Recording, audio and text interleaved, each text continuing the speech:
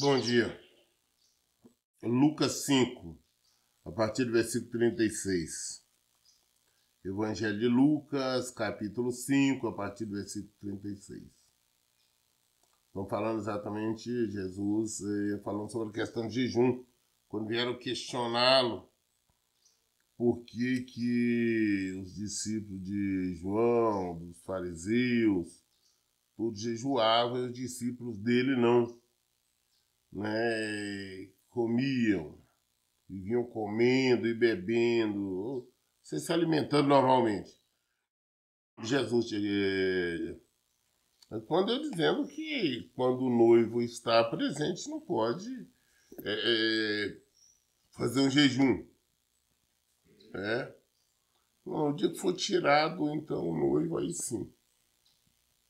No versículo 36 ele faz assim: e lhes acrescentou esta parábola para pensar: ninguém tira um remendo de uma roupa nova e o costura sobre roupa velha. Se o fizer, certamente estragará a roupa nova, e além disso, o remendo novo jamais se ajustará à roupa velha. Ou seja, ninguém vai pegar uma roupa nova e colocar um remendo velho. Ou vai pegar uma roupa velha, colocar um remendo novo. Porque ele, de qualquer das maneiras, vai estragar, vai aumentar ainda o estrago ali na roupa. O que Jesus está dizendo com isto? Que não se pode pegar aqueles preceitos da antiga lei para colocar agora na graça.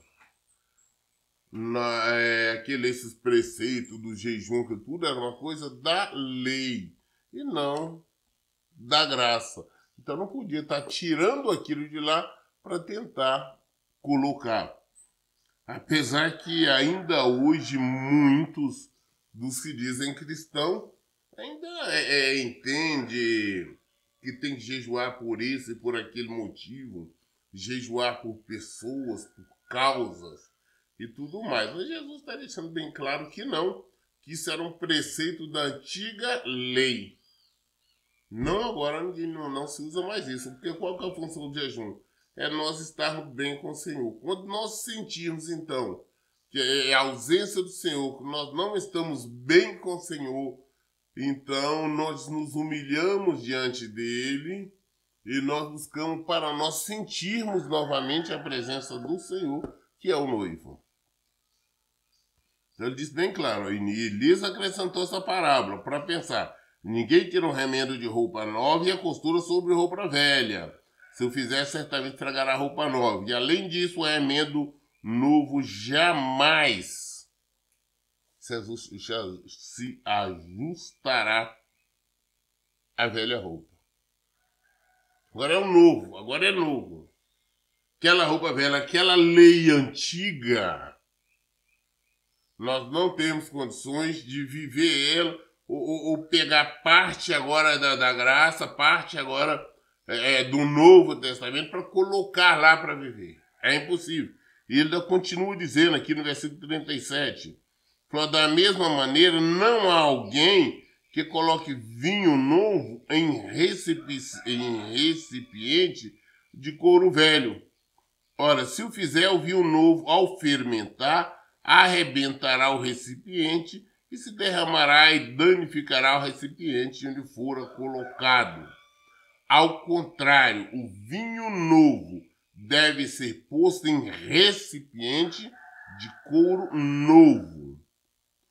Pois pessoa alguma, depois de beber o vinho velho, prefere o novo, porquanto se diz: o vinho velho é bom o suficiente.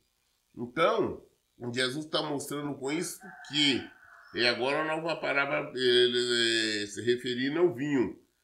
Você tem um vinho novo, né? Seria naquela época o suco de uva, colocava-se em recipiente de couro, em bolsas de couro.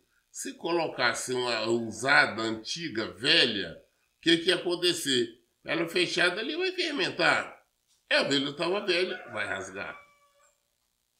Pelo contrário, o suco de uva novo, o vinho novo, coloca em odres novos, para evitar isso. Então, da mesma forma, agora preceito novo do Senhor, não é mandamento da lei, não tem condições de tentarmos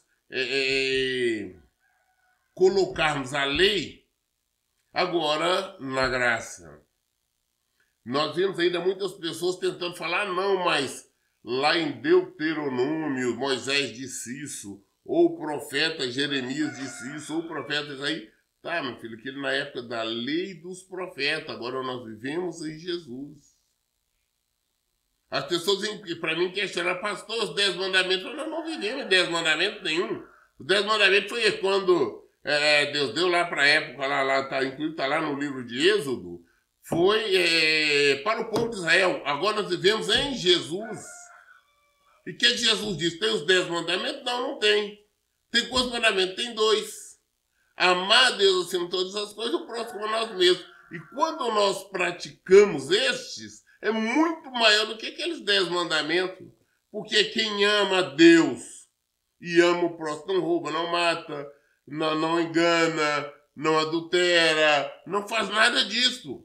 Porque primeiro ama a Deus, tem que obedecer a Deus. Segundo lugar, ama o próximo. Se eu amo o próximo, eu não vou mentir, não vou adulterar, não vou enganar, não vou roubar, não vou fazer nada. Então, as pessoas, não, pastor, mas na antiga lei, lá em Deuteronômio, número disse isso. O que diz lá, não importa. A lei se cumpriu em Jesus. Hoje, onde nós vivemos? Em Jesus.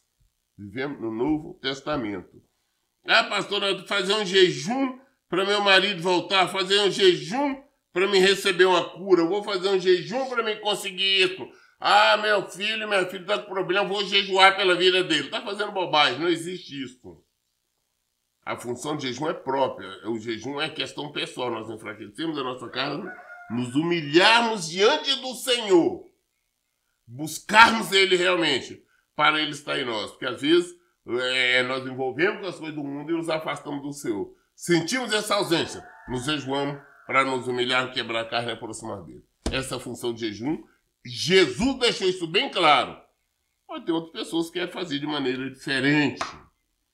Evangelho de Lucas, capítulo 6. Evangelho de Lucas, capítulo 6, versículo 1.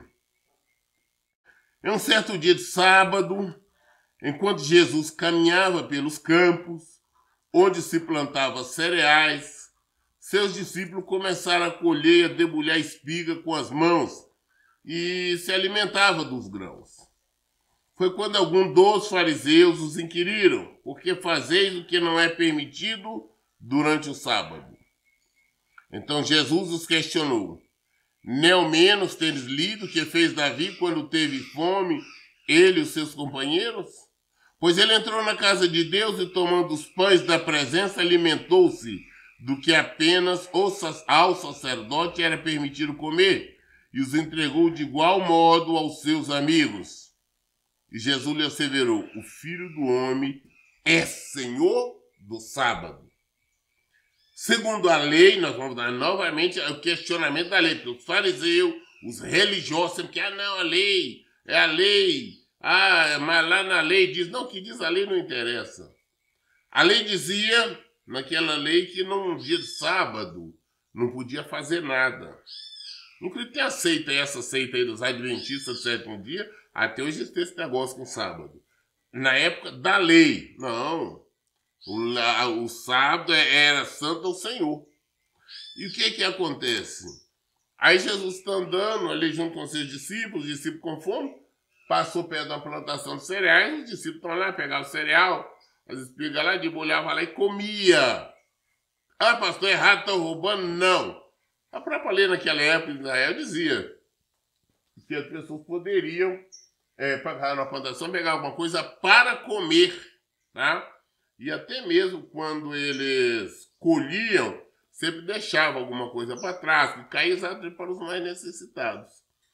Então os discípulos estão ali pegando e comendo. Aí vieram os fariseus religiosos. Não, por que seus discípulos estão fazendo isso? Dia de sábado não pode fazer isso. Olha um questionamento absurdo. Ou seja, eles não querem nem que os discípulos comam dia de sábado. Né? Porque os discípulos não tinham comido, estão ali pegando comer, não, então não pode comer. Aquela coisa da religião, uma coisa terrível, gente. Por isso que eu falo, nós temos que tomar muito cuidado com a religião, nós temos que estar em Jesus, há liberdade em Cristo.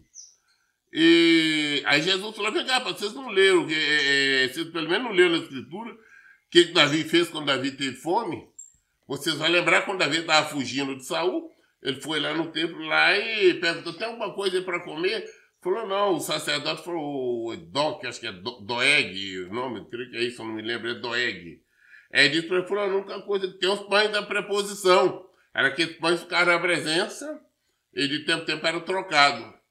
Não ia trocar, mas Aí Davi falou, não dá esses pães aí mesmo, serve. Falou, mas não, tudo bem, me dá. Ele pegou para ele e para os companheiros dele. Também não podia comer. Jesus estava falando, vem cá, se Davi pode comer aquele pão, você não lê nem isso, não entenderam? Ou seja, Deus não quer que ninguém fique ali morrendo de fome. Tá? Não, os pães ele é proporção, o sacerdote podia comer. Davi não era sacerdote. Nem os companheiros dele de batalha, de guerra. Mas estava com fome? Não, pode comer. Agora, o dia de sábado, eles estão comendo ali, pegando as espigas, comendo. Está errado. Os sacerdotes falaram, os fariseus falaram. Nós temos que lembrar bem como é que Jesus encerrou aqui nesse versículo 5. E Jesus asseverou, o Filho do Homem é Senhor do sábado. Se nós vivemos em Jesus, ele é o sábado, não tem essa de guardar sábado. Guardar sábado, não existe nada, não, estamos em Jesus. Há liberdade em Cristo. Agora tem alguma seita que tenta fazer isso e, infelizmente, tem pessoas que se dizem cristão que também ficam nessa, não. Mas na Bíblia fala sobre o sábado. Vamos ler a Bíblia, gente, vamos meditar, vamos entender, vamos compreender, até para nós podermos opinar e principalmente para nós praticarmos. Pastor, será que eu não estou pecando de não guardar o sábado? Você está pecando por não conhecer a Bíblia, por não conhecer o Evangelho, por não conhecer a palavra de Deus. Tá? Muito bem, versículo 6. Num outro sábado, ele entrou na sinagoga e iniciou seu ensino. E estava ali um homem cuja mão direita era atrofiada. Os doutores da lei e os fariseus estavam ávidos para achar algum motivo pelo qual pudesse acusar Jesus. E por isso observavam com toda atenção a fim de perceber se ele haveria de curar durante um sábado.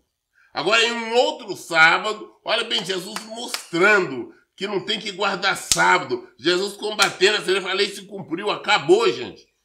Aí no outro sábado ele vai no templo dele, lá na sinagoga, e está ali os mestres da lei, os doutores da lei, conhecem a lei, os fariseus, ou seja, a nata religiosa. Aqueles que diziam ter alguma autoridade, poder em Israel. Então o que acontece? Eles estavam doidos, né? A Bíblia fala ávidos, procurando um motivo para acusar Jesus. Queria de todas maneiras acusar Jesus. Então o que faz? E lá no templo tinha um homem, né, um senhor com a mão atrofiada. E eles ficaram olhando, falaram, vamos ver se Jesus vai curar. Se Jesus curar o dia de sábado, ele está errando, não pode curar dia de sábado, não pode fazer nada dia de sábado. Estava tentando armar para Jesus. Versículo 8. Todavia Jesus tinha conhecimento do que eles pensavam. Mesmo assim pediu o homem da mão atrofiada, levanta-te e vem para frente e permanece em pé aqui no meio. E o homem levantou-se e atendeu a ele. Estava sentado ali, Jesus tinha, como disse, ele tinha dor de discernimento. Nós falamos sobre isso. O Senhor nos revela, o Senhor revela alguma coisa. Você olha para uma pessoa, você sabe muitas vezes o que está acontecendo. Né? É um dos motivos que eu sempre falo com as ovelhas, eu ligo para elas toda semana. Não, pastor, por que não é pro WhatsApp? Outra rede social, eu falei, não, eu tenho que ouvir. porque eu procuro ouvir não somente o que estão falando, mas eu ouço ainda mais aqueles que não falaram. Que o Espírito Santo nos mostra. Essa que é a realidade, é esse o motivo porque eu constantemente, toda semana, faço questão de estar conversando com cada uma. Porque eu não me limito, não fico limitado somente ao que elas estão dizendo, falando. É além. O Senhor nos dá o dom do discernimento. Às vezes nós olhamos para uma pessoa, ela fala, não, tá tudo bem, você olha, sabe que ela está passando por esse e aquele motivo. Eu inúmeras vezes eu pergunto para a pessoa, tudo bem, tá? Eu falo, tá, mas me fala, está realmente tudo bem? Tá tudo bem? Não, pastor, tá assim. Ela falou, pois eu sei disso. Né? Não adianta mentir, enganar ou esconder. Então, Jesus já sabia que eles estavam ali armando, Jesus já sabia que eles estavam querendo ver se ele ia curar ou não ali o homem de sábado. Jesus tinha o conhecimento. Mas mesmo assim, falou com o homem, escuta, vem cá, levanta aí. Porque se ficava você sentado, ó, Deus falou, não, levanta aí. Vem pra cá, fica em pé aqui no meio. A pessoa levantou, ficou no meio. Versículo 9. Jesus então dirigiu-se a eles falou, eu vos apresento uma questão. O que é permitido realizar no sábado? O bem ou o mal? Salvar uma vida ou destruí-la? Vem cá, falou com o rapaz que tinha um problema, a mão atrofiada. Vem cá, fiquei em pé aqui no meio. Aí olha para os sacerdotes, olha para os fariseus ali, os doutores da lei, os religiosos, e fala, olha, vou fazer uma pergunta para vocês. O que é permitido fazer no sábado? O que é permitido realizar no sábado? É bom fazer o bem ou o mal? Pode salvar uma vida ou tirar uma vida ou destruir uma vida? O que é permitido fazer no sábado? Agora Jesus, por conhecer o pensamento deles, saber que eles estavam armando, o que eles queriam, Jesus agora os questiona. Jesus agora pergunta, o que pode fazer no sábado? O bem ou o mal? Pode salvar uma vida ou pode destruir uma vida? Versículo 10. E Jesus olha atentamente para cada um dos que estão à volta e ordena ao homem, estende a tua mão. O homem estendeu e ela foi instantaneamente restaurada. Jesus perguntou, eles não responderam nada. Jesus olhou para todos eles, fixamente, olhando bem para eles, chamando a atenção, falou, olha o que eu vou fazer. Presta atenção no que eu vou fazer. É isso que ele está fazendo, olhando, chamando a atenção, olhou fixamente para cada um. As pessoas olharem para ele. Está todo mundo prestando atenção nele, com os olhos pregados nele, atenção pregada nele. Aí o que Jesus faz quando estão ali olhando? Fala com o homem lá que tinha a mão atrofiada. Fala, estende a sua mão. Aí quando o homem estendeu, mão curada, perfeita, normal, igual a outra. Jesus mostrou, não tem esse negócio de sábado, não. Aí o que acontece? Versículo 11. Contudo, eles ficaram enraivecidos e começaram a tramar entre si sobre que fim daria Jesus. Mas ele já, depois disso, olha bem, deveria estar agradecendo, glorificando, vendo a obra de Deus? Não. Já começaram a tramar. Nós temos que matar esse homem. Nós temos que matar esse homem. Nós temos que matá-lo. Começaram a tramar. Os doutores da lei, os fariseus, os religiosos. A partir de que eles começaram a tramar Jesus, um dos motivos que acusavam Jesus é por ter operado milagres no sábado. E até hoje, olha, é difícil entendermos, e existem grandes teólogos, pessoas estudadas na ciência e tudo mais, que estão à frente desta seita dos adventistas do sétimo dia. Não estão falando de leigo, não. É aquilo que Jesus disse. que cegam o entendimento. As coisas do mundo cegam o entendimento do povo. E muitos são, não, mas é isto, é aquilo. Não, tá errado. Nós seguimos Jesus. Jesus falou, não tem negócio de sábado, não. Por esse motivo queriam matar Jesus. E ocorreu naquela ocasião, versículo 12, que Jesus se retirou para o monte a fim de orar e atravessou toda a noite em oração a Deus. Jesus subiu ao monte e foi orar. Por quê? Ele não tinha lugar para orar, ele não tinha privacidade para orar. Ele subiu para passar uma noite em oração. A noite toda. Jesus ficou conversando com o Pai. Subiu o monte, passou a noite toda em comunhão com o Pai. Por isso ele ia o monte. Aí, por isso as pessoas estão não conhecendo a palavra de Deus. Não, gente, nós temos que ir ao monte. Ir no monte orar, fazer isso, aquilo. Não. Se eu tenho o meu quarto, eu tenho privacidade da minha casa, pronto, eu vou orar na minha casa. E Jesus falou, quando quiser orar, entra no seu quarto, fecha a porta, fala com seu pai em secreto, seu pai que ouve em secreto te responderá em secreto. Ele só ia ao monte porque não tinha privacidade, não tinha lugar onde ele pudesse ir, estava cheio de gente, tinha os apóstolos, tinha gente trazendo enfermo, trazendo pessoas para ele orar, esse tipo de coisa toda. Por esse motivo, ele agora foi subir o monte com a noite toda orando. E sempre faço questão de dizer, oração é um diálogo, a oração é uma conversa. Ele estava conversando com o Pai. Ele estava conversando com Deus. Ele estava ouvindo a Deus. Versículo 13.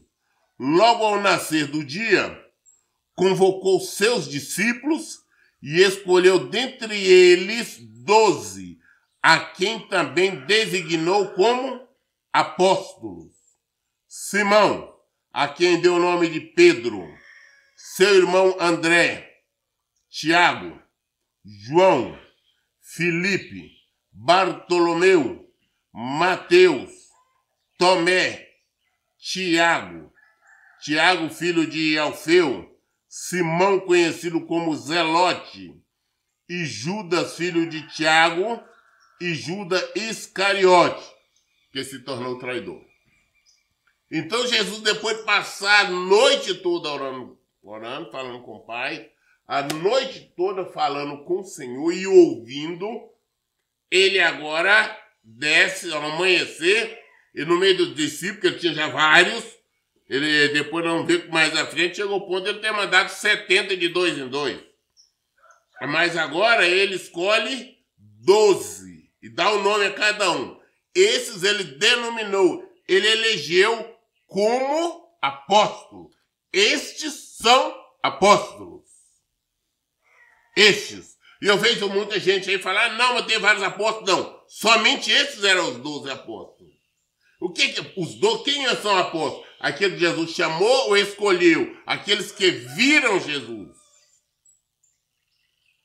Aqueles que viram Jesus. Tá? Inclusive, Paulo lá em Coríntios 15 fala muito bem sobre isso. Esses 12. Aí o que aconteceu? Judas morreu, suicidou. Aí Pedro, muito apressado, afobado, chamou Matias lá, resolveram lá, fizeram tipo um jogo horário, falaram, Matias ocupou lugar. Não para Deus, não era isso que Jesus queria. Jesus foi chamar quem? Paulo. O último que viu, Jesus. Jesus chamou ele como apóstolo. Então, os 12 são esses. Ou seja, Paulo veio ocupar o lugar de Judas Iscariote. E todos os outros, Tiago, que era meu irmão dele, Judas, Barnabé, nenhum desses eram apóstolos. Apóstolos somente os 12, e que foi no qual foi substituído Judas, não por Matias diante do Senhor, mas por Paulo. Hoje tem essa palhaçada que tem tal de apóstolo. apóstola por aí, isto não é de Cristo, não é do Senhor. Eles se fizeram, pode fazer qualquer coisa, falar o que quiserem, mas diante do Senhor não são. Então nós temos que tomar cuidado. Ah, não, pastor, eu estou na igreja de apóstolo fulano. Que apóstolo? Não existe apóstolo agora, não. Os apóstolos se foram.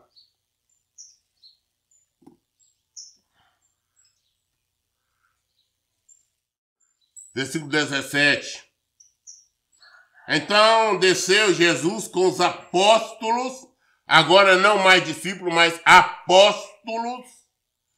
Jesus os designou apóstolos e parou num lugar plano.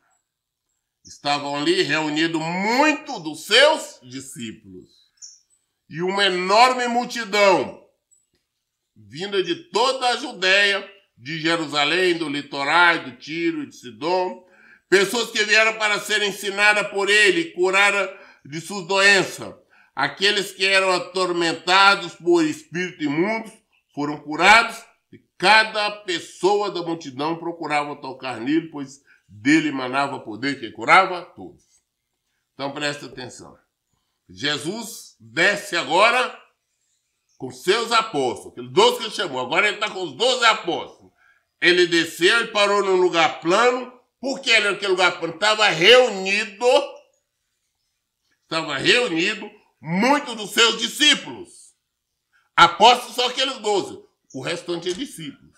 E até um dia anterior, todos eram discípulos. Não existia apóstolo. A partir daquele momento que passou a existir apóstolo. Esses 12 apóstolos e todo o restante, discípulos. Jesus para ali onde estão os discípulos, muitos discípulos, e também, junto com esses discípulos, tinha uma multidão de pessoas vindo de toda parte, da Judéia, de Jerusalém, de Tiro, de Sidom, de várias partes, várias aldeias, várias cidades. Eles vieram para ser ensinadas. Elas tinham vindo para aprender de Jesus, para conhecer sobre o reino, para ouvi-los. Conhecer essa nova doutrina. E também para ser curada, pessoas estavam enfermas, estavam endemoniadas, de toda forma. E Jesus curava todo mundo, além de estar pregando, curava. E muitas pessoas procuravam estar tocando nele, porque só em tocar nele, tocar na sua roupa, tocar nas suas vestes, eram curadas, porque saía poder, como nós vimos lá no caso daquela mulher do fluxo de sangue. Versículo 20. Então, dirigindo o olhar para os seus discípulos, Jesus lhe declarou: bem-aventurados vós os pobres, porquanto vos pertence o reino de Deus. Falou bem-aventurado, ele parou de olhar para os discípulos, falou bem-aventurados vocês, os pobres, porque pertence o reino de Deus. Por que eles eram os pobres? Porque quem é seguidor de Jesus, a maioria tudo eram pobres. Eram pescadores, como nós vimos, tudo de origem pobre. Aqueles, os discípulos de Jesus, são bem-aventurados vocês. Vocês, porque vocês pertencem ao reino de Deus. Vocês têm muito mais do que todo mundo, o mundo tem. Continua, bem-aventurados vós que agora tendes fome, porque sereis saciados. Bem-aventurados vós que neste momento estáis chorando, pois haveis de sorrir. Bem-aventurados sois quando as pessoas vos odiarem, vos expulsarem do convívio delas, vos insultarem e excluírem vosso nome, julgando-os execráveis por causa do Filho do Homem. Regozijai-vos nesse dia e saltai de alegria, porquanto imensa é a vossa recompensa no céu. Pois desta mesma maneira os seus antepassados agiram contra os profetas.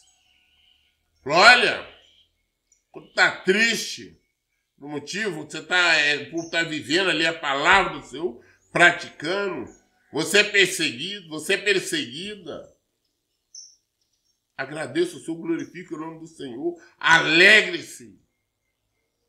Alegra porque você está passando por todo tipo de problema, de perseguições, por você ser uma crente, um crente verdadeiro, por não aceitar o erro, por não aceitar o pecado, por não concordar. Então você é difamado, difamada, perseguido, perseguida.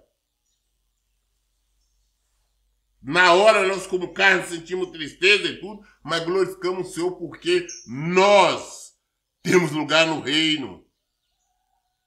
Nós estamos com o nosso nome escrito no reino. Nós seremos consolados.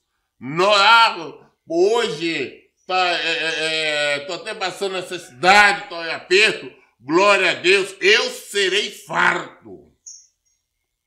Nós aqui estamos só de passagem. Aqui é muito pouco tempo. Quanto tempo? 70, 80, 90, 100 anos? Nós vamos viver? É pouquinho tempo demais. Nós temos toda uma eternidade. Passamos por luta aqui esse tempo, mas teremos consolo, teremos fartura.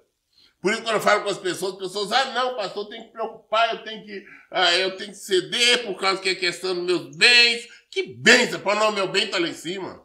Meu bem maior está lá em cima. Lá que eu quero, nós tornamos felizes, felizados, bem-aventurados, se nós estivermos fazendo a vontade do Senhor. Não importa a perseguição, se é pai, se é mãe, se é irmão, se é filho. Não importa se está faltando alguma coisa para nós. Não importa se agora passamos por um problema. Nós estamos tristes na carne ali, mas nós vamos alegrar.